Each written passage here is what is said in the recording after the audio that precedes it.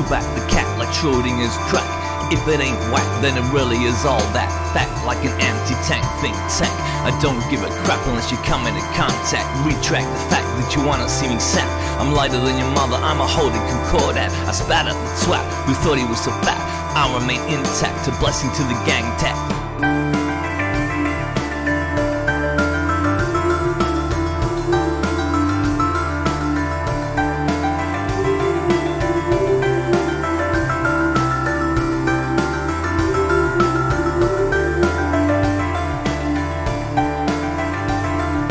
Code red, we have a breach. You are the strangest boy I have ever met. Freedom is the right of all sentient beings.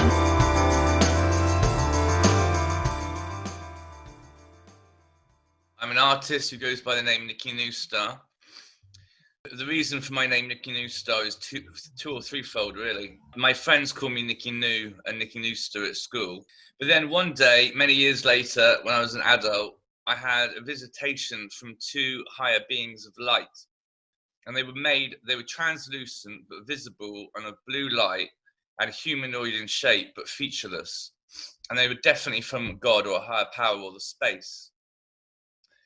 And I went to tell NASA.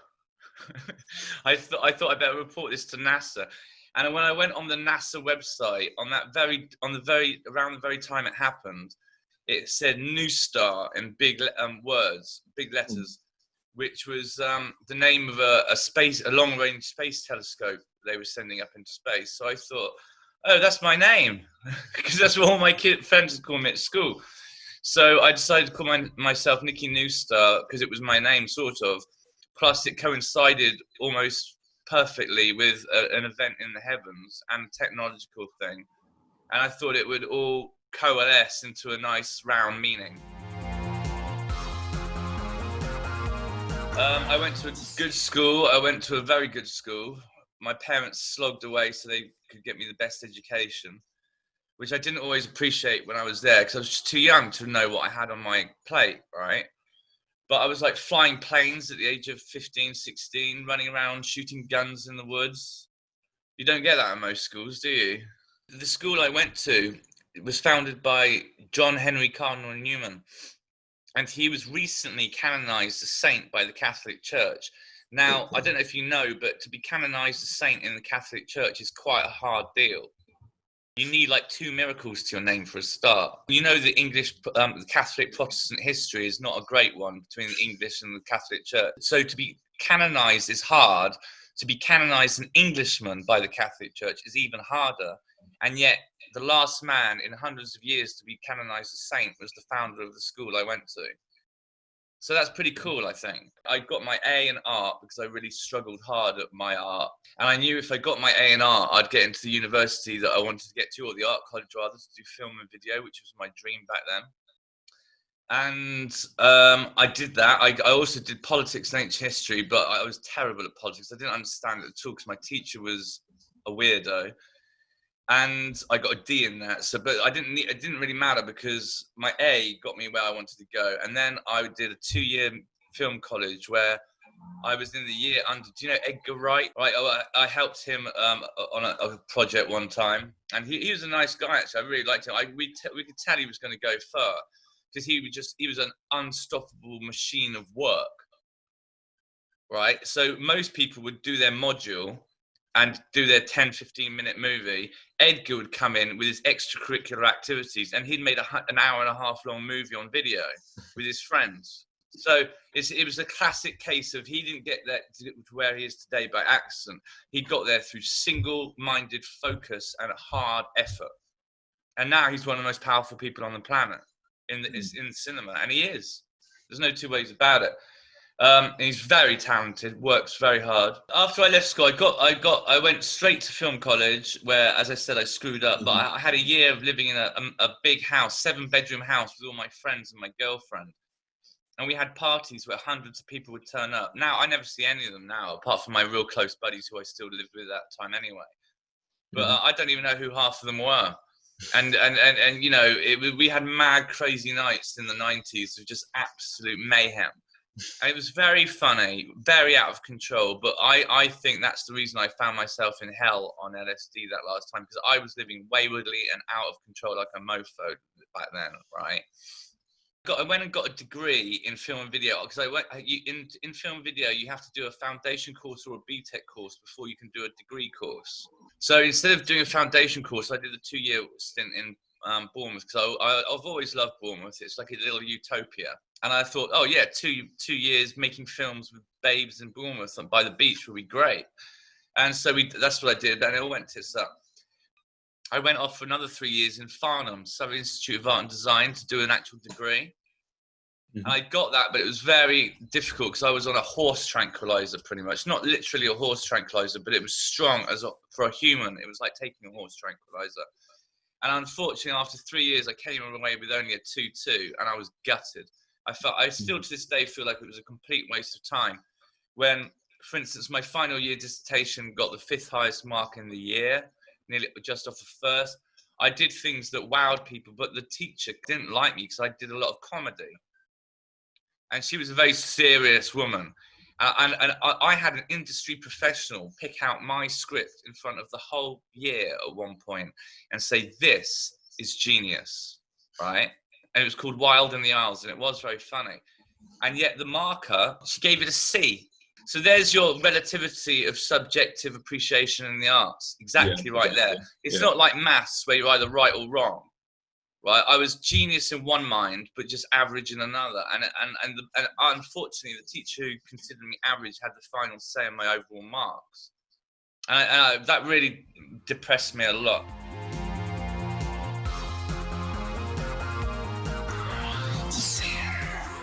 I worked at Shepperton for not long.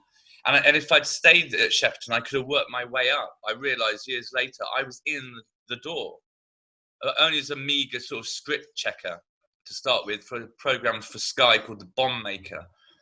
And I saw Andy McDowell have a hissy fit in the stores at Shepperton Studios. She really flipped out, went mental at some poor bloke. It was quite astonishing. And because I think she fancied me as well. But then after I left, I did get a job, even though I was chronically ill. And it was in the centre of Soho. I used to say I was an editor, but that's not strictly right because I didn't really edit. I used an editing system, but what I did was censor, really. And so I was a porn censor for about 6 months, right? And one of my job descriptions was I had to cut out all erection shots, right, and close-ups of a lady's ornaments. No, the breasts were fine, but the nether regions were no-nos. Okay, and it was for a channel called Babylon Blue near Romania or East Europe or somewhere. And I had to prepare the channel. I had to watch all this porn just to cut out a couple of segments. There's an erection, cut it out, right? And I lasted in this job for 6 months. I had to stop doing it. I didn't want to get involved in porn. I wanted to be a filmmaker, not a pervert, right? And even though I was a censor, I don't want to watch that filth the whole time. I want to make art, not that, right? So I handed in my resignation, and I worked as an extra last year for Disney, which was a very exciting period of time. They made me look like such a wally in the costume. It was embarrassing, but it was such fun. And so basically it's been a life of artistic education with crappy jobs in between, or no jobs at all, and all working hard on my own studio in my own vision.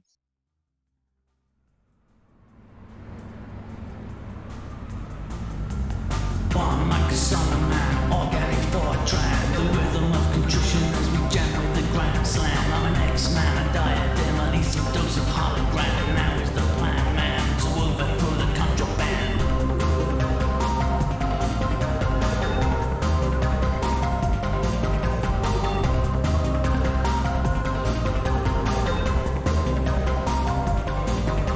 A code I explode in the minds of those who sense it. Immense it and insensitive like a cord in the matrix. A genius who can transpose exactly what I know inside. Because it's so awesome, I want you on that holy rock. Relax that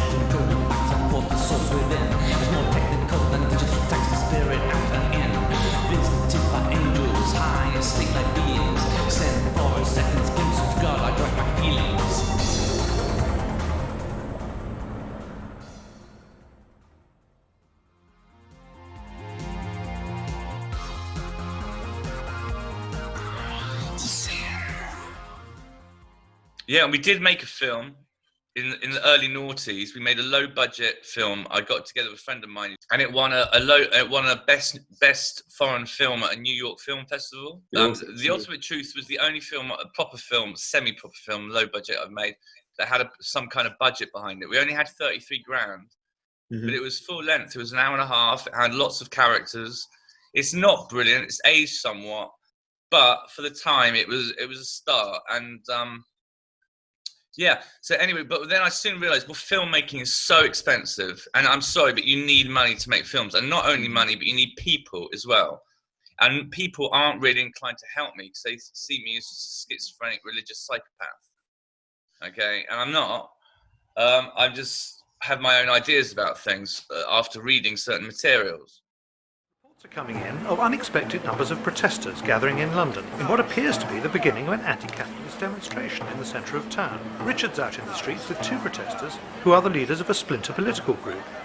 I've now moved to a quieter part of town where I'm talking to the Project Mojo anti-capitalist league leader who calls himself the Cardinal, and he supports this action. Why has Project Mojo condoned this demonstration? Take it away, Randolph.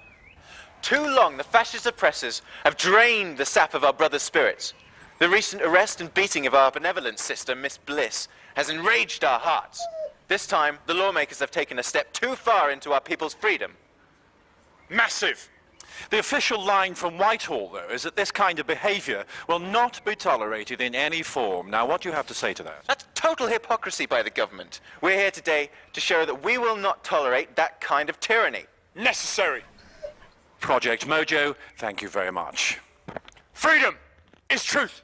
And now back to you, Sean, in the studio. Thank you, Richard. And now for today's main stories.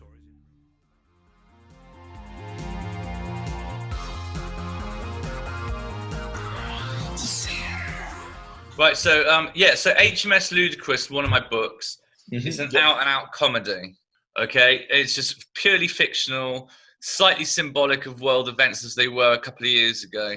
Completely ludicrous, very silly, hopefully very funny in places. Whereas Quantum Boy, my recent book, which is the one that has sold the most I've ever sold of any book, which isn't much, but it got to #1 in hot new Christian releases in the UK. Yes. It didn't take much to get to that level, you know. I didn't sell many, but it still got to #1 in that level. And I was over the moon with that. But it's funny, but it's all based in reality, and it deals with some very heavy subject matter, such as terrifying prophecies and things like that. I guess it is, but I mean, it's set on it's fictional. I've never owned my own nuclear warship. Of course, no. which is what the story is essentially about. It's just that I found out, someone I went to school with, a guy called Cy, who's a lovely guy.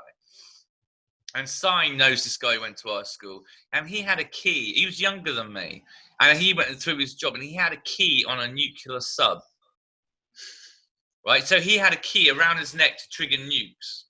Okay, I know. And knowing what I would know of the school that my friends, right, you would not want us anywhere near a nuclear sub. You know what I mean? I just thought it was so funny that there was. I don't. To be fair to him, I don't think he did and behaved like we did or discovered the things that we did.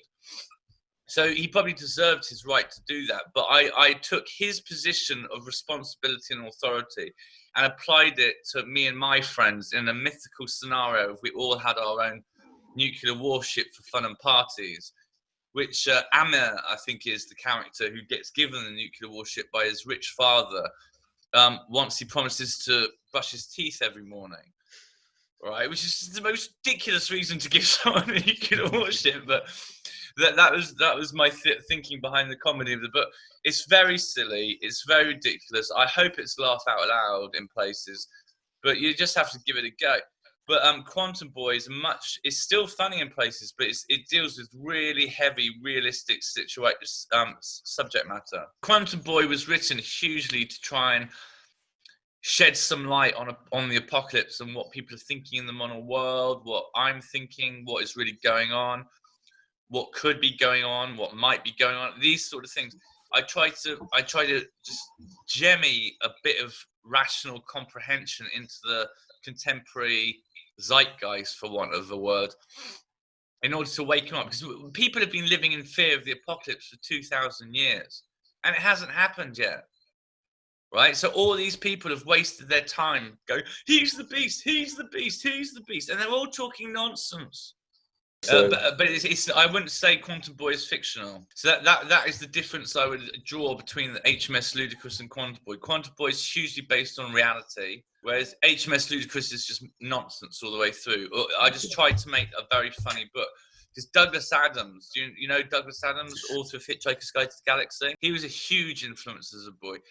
Even though I believe in God, and Douglas was a severe atheist, Hitchhiker's Guide to the Galaxy is nonetheless an hilarious book with so many good jokes, and I loved it as a child.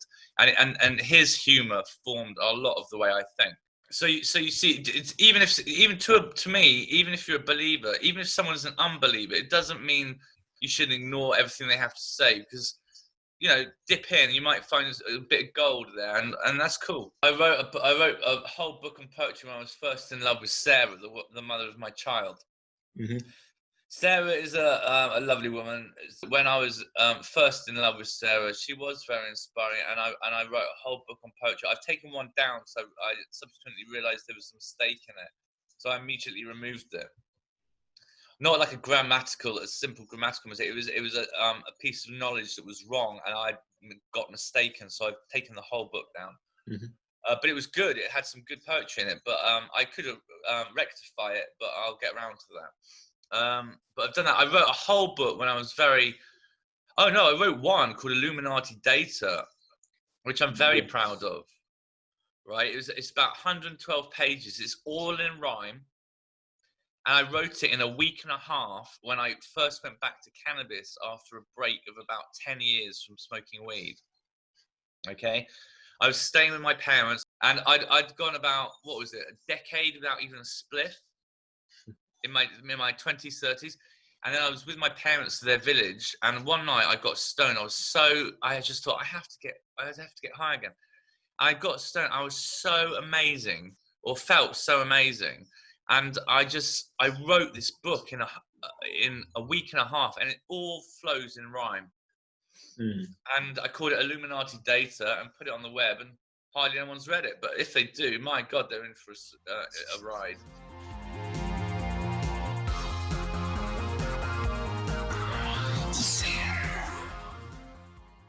And so I thought I need a studio to make music. I came to music very late. I'm not a brilliant musician because I can't practice as much as I'd like in my flat either because the neighbours complain. Okay. But I really got good at the bass, and I tinkered with the guitar and playing computer a minute. And I put together this music after my father was very kind to buy me a good studio, semi-good, you know. It's not a bad little computer. And I just slaved. After I've also got a BTEC, so on top of the film, the 5 years film, I did 2 years music production later on as well. So I know the basics of music production, and I just sat here and I've slaved over what I'm trying to create, an original, new, fresh, and fun sound. You know, because I always liked the Chili Peppers. They were fun. They made music fun, didn't they? You know, I was never really into these somber, wallowing bands where they're all whinging about heartache and romance and stuff like that. It's all a bit hackneyed. Whereas the Chili's, I first discovered the Chili's in the jacuzzi in Henley, and I was, if you have to ask, and it came over, whatever it went, and I was like, what is this? And my friend said it's the Chili's, and I went and bought Blood Sugar Sex Magic. I hated it the first time I listened to it, right?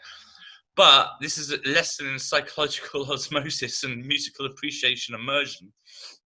The more I listened to it, the more it became familiar, and it grew on me. Mm-hmm.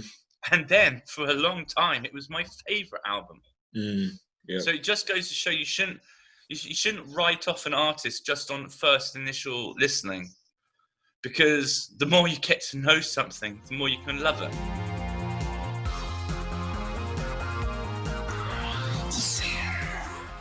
So. Yeah. That was just a funny thought I had one day. It's got nothing to do with racism and all this. Oh, blacking up! Like, it's nothing like that. I was lying in bed one day, and I think I'd taken something, but I don't know if I had. But I just got an imagining of me dressed up in the future. There's a beautiful black woman doing backing vocals for some big band on the main stage. And I was having a whale of a time. I was loving it, and everyone was loving it. But they didn't know it was me. They thought I was a black woman. I just thought, wouldn't that be wonderful to somehow say you played at Glastonbury and then explain how and why? And yeah, no, I've always loved them. You know, Moby has some of them quite often. And one of the greatest things I ever saw was Moby doing Body Rock in the 2000 at Glastonbury. I didn't see it in the flesh. I only saw it on TV at my father's lovely house. But it looks so cool. It's one of my favorite songs anyway. And he just comes on, and he's got the black women in the background dancing. They always look so happy, don't they? They do. They look like they're having the best life of all. And so yeah, it's just I do love the Glastonbury vibe. I mean, yes, it's got dark parts.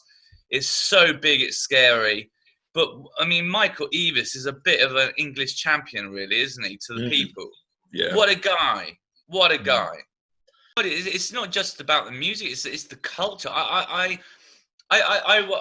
3 days and 3 nights I was there, even though I was undergoing quite a lot of psychological flack, I was nonetheless mesmerised at everything around me. The visuals, the colours, the sounds, the chaos, the fun, the madness. It was just mad. It's like my friend, old friend of mine, he wants to describe Glastonbury as a Hieronymus Bosch painting, and he's kind of right. You know, it's the Garden of Earthly Delights, I think, is the name of the painting.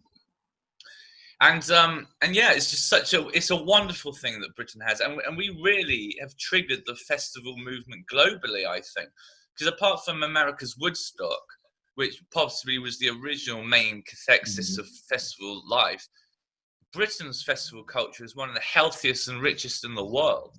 And we now have many every year that go on, and it's great. I think it's wonderful.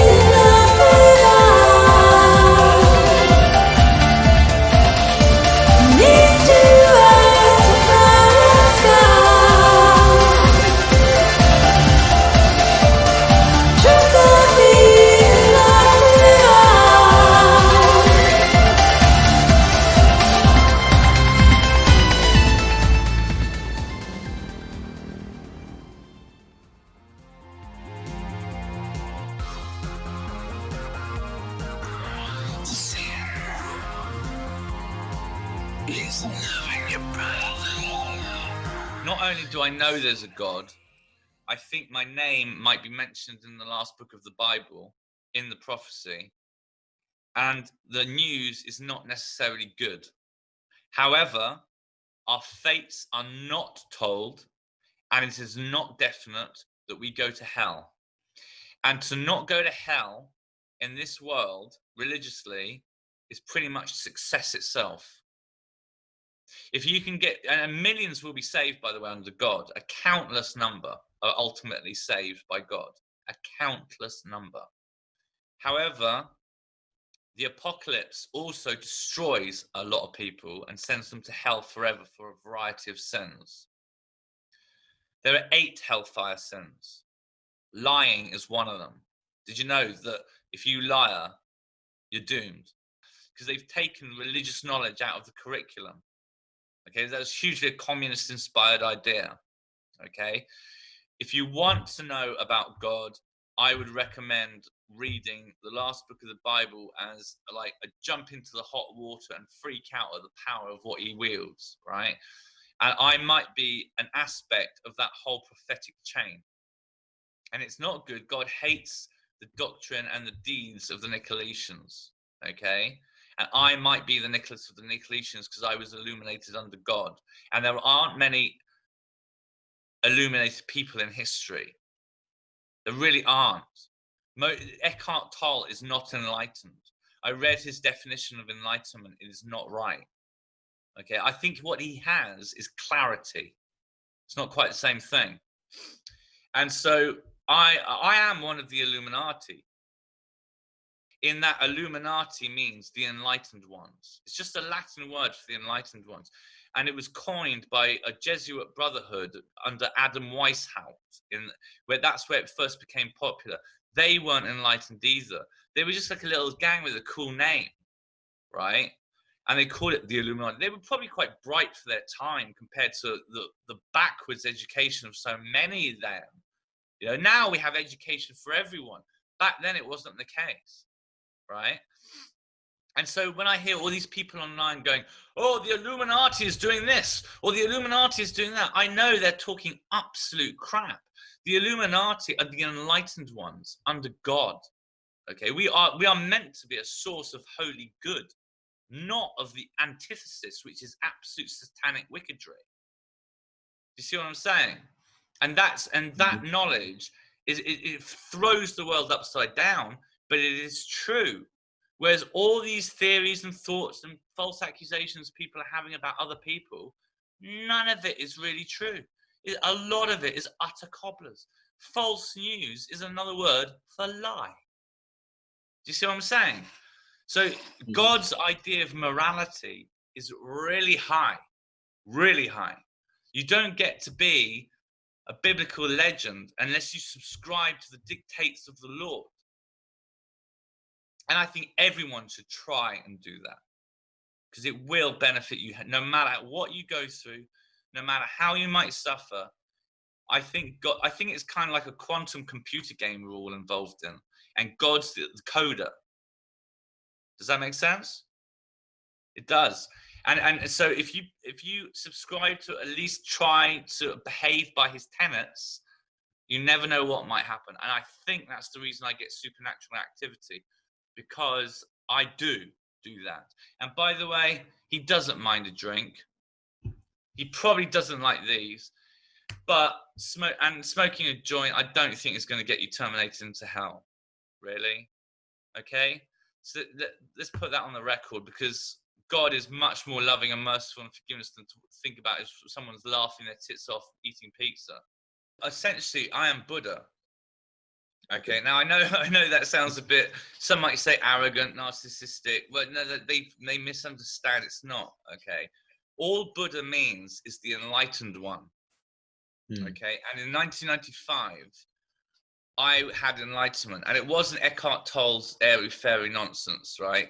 It's a legitimate halo. It's golden light that came down in my mind in a state of apotheosis when I was terrified that I'd accidentally started a war by going to Glastonbury Festival just by turning up.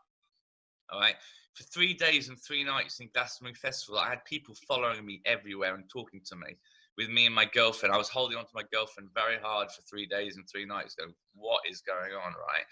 Anyway, it culminated on the 3rd day of these people going, whoa! Like, they wanted me to lead the freaking revolution, right? I thought, all I've got on me is a corkscrew. I'm not dropping one iota of blood on this land, right? So I walked out, got home. A couple of days later, I'm crapping myself, thinking I've started a war by doing nothing, right? And I go to bed and I'm terrified, and then the fear goes, and I hear a voice like no other I've heard, right? It was a divine one, very in me, but from a divine realm, and it just goes, continue, and the fear dispersed, right? 3 days later, same thing is happening. I think I've started a war by doing nothing, and they're going to kill me.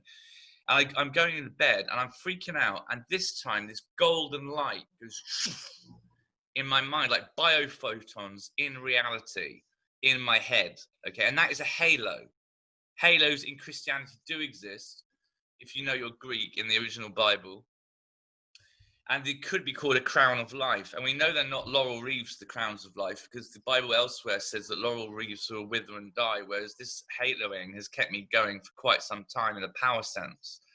And a sense of power, a knowledgeable sense of power from the divine. And so it was after I had this illumination, I went downstairs the next day to my mum and said, I've just become enlightened. She looked at me like I was a freak. Right? But my mum doesn't understand very much these. No one does. I do actually think I might be one of the Holy Pantheon, which is a lot to take into account. But I having read much of the Bible, and especially the last part, and I concentrated on the apocalypse for about 10 years, I'm quite stooped in Christian prophecy. And it's very frightening, Christian prophecy. It's very frightening. And I do want to talk about that because I think it could be pertinent to what's going on with all this COVID panic and around the world, and people talking about the mark of the beast and things like this. And the mark of the beast is something really, really terrifying that you do not want to get whatsoever. It would literally be better to be beheaded in the name of Jesus than to get the mark of the beast. Now, the mark of the beast, no one really knows what it is yet. But the smart money is that it's going to be on some kind of financial system that is put into your right hand or your forehead, okay? And one man will be behind this. Now, I'm not sure if it's Trump. Many people throughout history have been falsely accused of being this prophetic character. Many popes, many leaders, many CEOs, many nasty people, but none of them have been him yet. And he will be the most evil man who ever lived. He will deceive mankind. He would enslave them all into an anti-Christian dystopia to some extent, or even a utopia on earth for that period. But he will martyr all the Christians who refuse the mark of the beast in the name of Jesus. Now, if you do get the mark of the beast, you'll live for a while. You'll be all right for a while. All the Christians will be martyred, but ultimately, everyone with the mark of the beast is going to hell. And all the Christians who were martyred will be part of the first resurrection subsequently later. It's very complicated. It's very heavy. All I can do is try to warn people not to get this if they don't know about these matters. If I can persuade anyone to be martyred for Jesus instead of getting that mark, not only would I have saved them, but I want to get the message out, because that's what the Bible was originally for. Part of its main impetus was to tell people about this warning so that people wouldn't be fooled into Satanism and things like that. Ultimately, if I could leave the world having got cannabis more accepted and yet harder drugs more derided, I think I would have achieved quite a cool life. Don't think I'm a literal creationist, okay?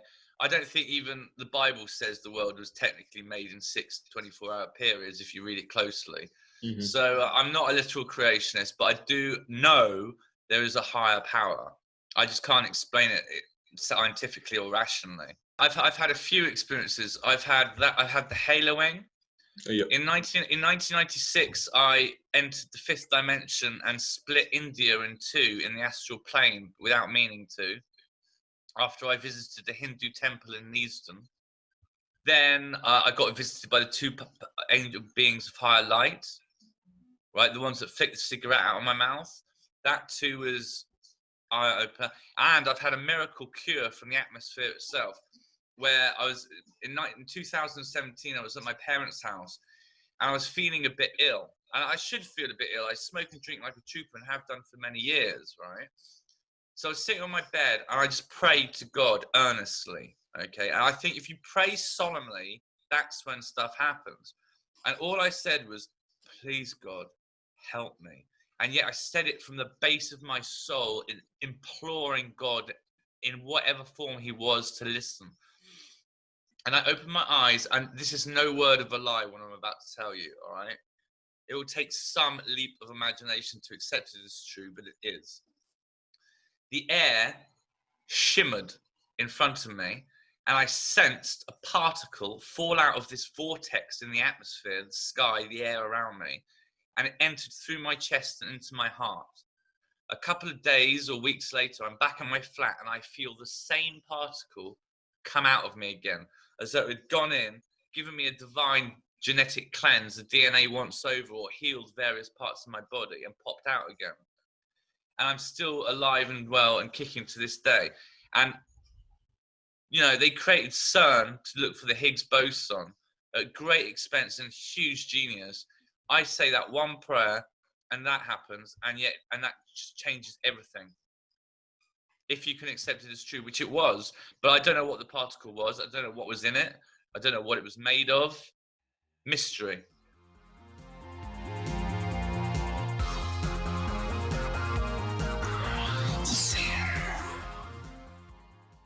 To be honest, I had a teacher who taught me politics at A-level, right, which I mentioned earlier. His name was Eugene, and he was also my housemaster. Mm-hmm. And he was a very odd guy, right? Here's a bit of an alcoholic, and he talked like this the whole time, right? Now, imagine dictating for 40 minutes. Chapter 11, the verses dictated by the British Parliament in order to secure the... Like, you have to write, and he'd talk like that for 40 minutes non-stop, every lesson, and we had to write down every word, right? Now, that is suffering in a nice way, right? It was not exciting. It was not interesting. It was utterly tedious. So my memory of proper hardcore political education is nothing but woeful. Okay, I'm not going to talk about my parents. I'm quite traditional. I'm not crazily alternative like some of these mad modern people, right? I'm very reactionary in some respects. Okay, like I do not like the sexual liberation. Okay, that's one thing that possibly keeps me out of a loop from everyone else. Okay, I get hated for my view on this. Okay, but I will say that now. I think it's actually been very dangerous for society to become so sexually overt and flamboyant and over the top. They just look embarrassing. Well, all this porn everywhere. It's so fucking it's so disgusting. It really is. Do you want your daughters doing that? No, exactly. Do you want your sons doing that? No, it's freaking horrible, mate. And I think this is why biblically there's going to be trouble ahead, because God doesn't want us doing that either. He hates that kind of behavior, right?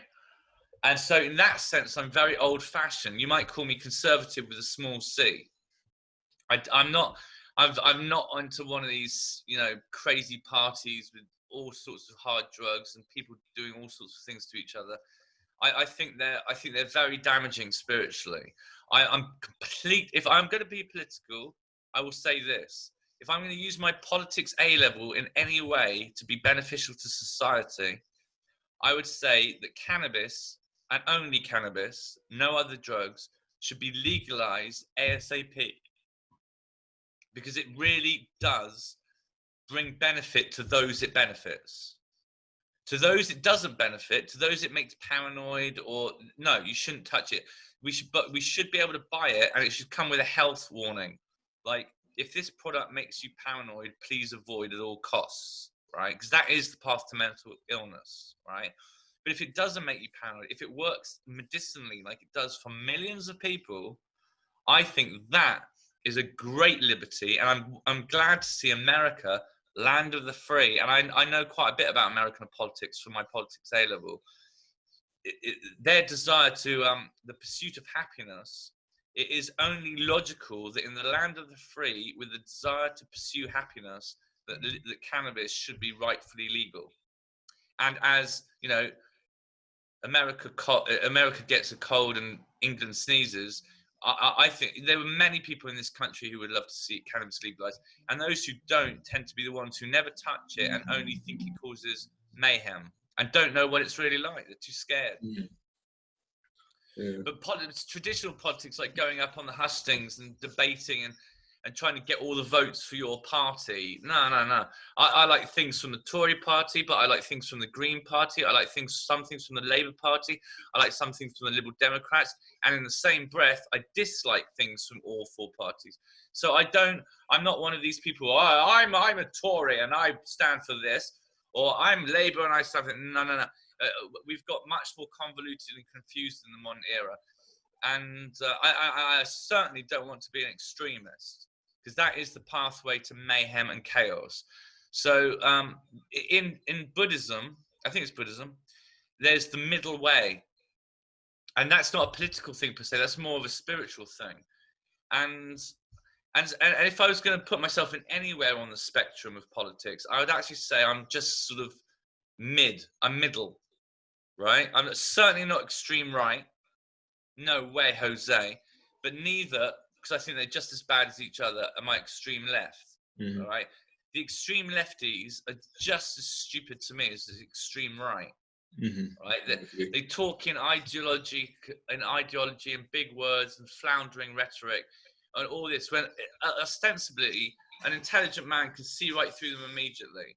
They're just someone wanting their own opinion and their own glory manifest about society. Okay, it's very juvenile thinking, whereas dealing with reality as it is much lovelier. It's not so hostile. It's not so hectic. It's not so aggravating. It's not so fueled with anger. You know, all these things, they're not good for people. You just have to look at modern politics with Trump, what he's doing. The maniacs in America, there's quite a few of them, and they're all lusting for this, that, and the other, and it's causing chaos, utter chaos everywhere. And I don't think Black Lives Matter is about civil rights so much, right? I think it's partly a Marxist plot to destabilize the West, and they're using naive black people as the avant-garde for their avant-garde, if you know what I mean, their advanced guard. And I think they're being subjugated to a false ideology, which won't necessarily benefit the world. And I think America's going through a very difficult time at the moment. But what I'm very pleased about the English is that we haven't really followed suit on this one. Yes, we've got a few people in London kicking up a storm, but that's bound to happen, right? Generally, I think the English, what I like about them is we're tolerant, but we're quite placid, you know, and that's nice, because if we were all hot-headed, like these like Islamic psychopaths or something like that, doesn't even bear thinking about. You know what I mean? Well, Jordan Peterson's got it right on one level when he says blaming an entire culture for things that happened 400 years ago is the epitome of racism. Mm-hmm. Okay, it's a nonsense. They've just taken down the statue of Columbus in America, right? The dude who discovered America. And they're being iconoclasts and removing the legacy of their own foundation.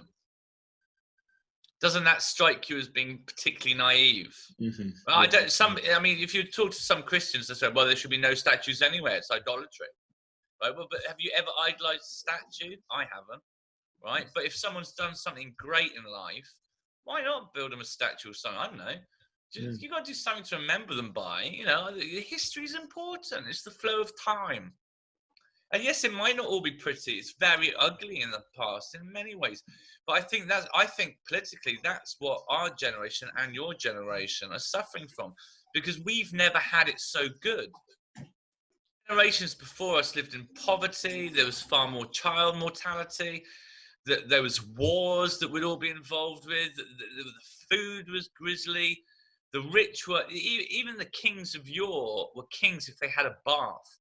Now, every house behind you and in streets down below, which are really poor, everyone's got a bath. That was a sign of a real status symbol in yore, you know? And so really, we've been a most blessed generation to have the peace and the luxury and the freedom that we all share. And I think it all stems back to our victory in 1945 over the Nazis. And it's been an elaborate libertarian freedom fest of partying and shenanigans since then. on the whole.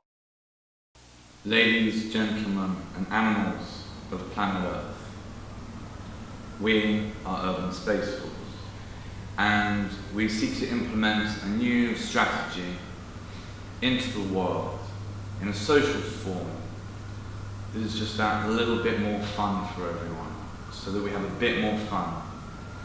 We have a greater philosophical understanding of what it is to be a modern human being under the heavens, arguably created by a sentient force. At Urban Space Force, research has gone exceptionally well on occasion over the last 20 years into the supernatural. What that means is that I myself am witness and party to divine moments in my reality, experiences from the supernatural which defy the logic contemporary.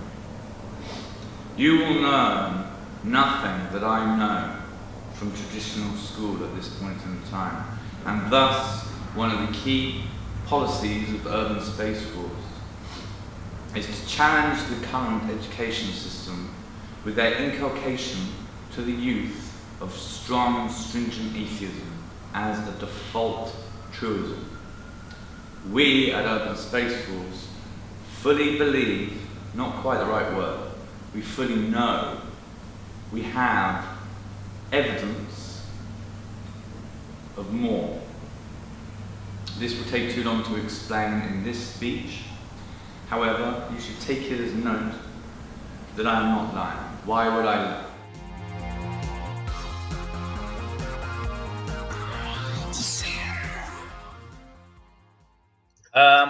To be honest, I don't really care how people see me in a town like Ringwood, because I've had so many ghastly experiences with so many, well, not so many, but a few ghastly people, that I don't give a monkey's what people think of me, really, because half of what they think of me is patently not true, and it's based on rumours, lies, and false allegations, right? I've had people attempt to ruin my life over the basis of lies, right? And so in my mind, they can all go to hell. And I mean that, right? They've set out to destroy me for no real reason other than resentment and envy, it seems. Okay? I've been accused of the worst crime on the planet. And it's just not true.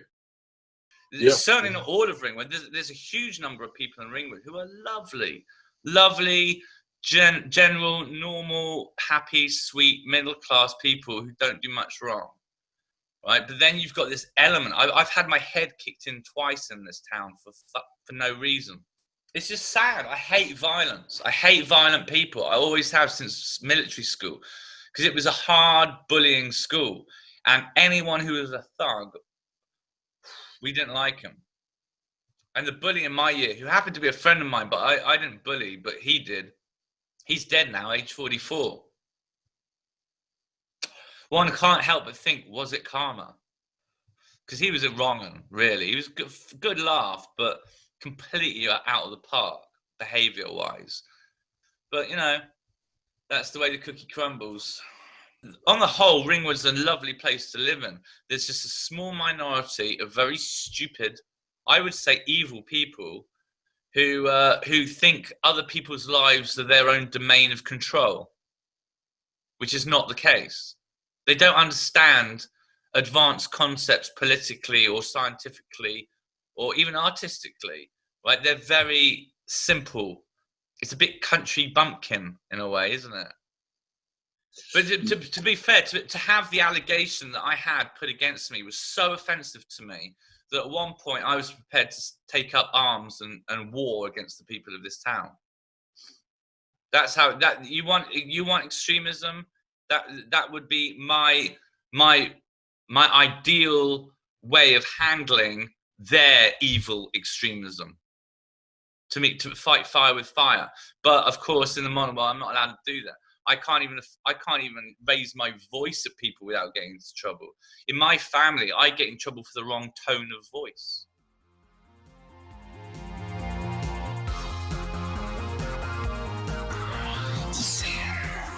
Well, I don't really set plans per se, apart from must finish that work, right?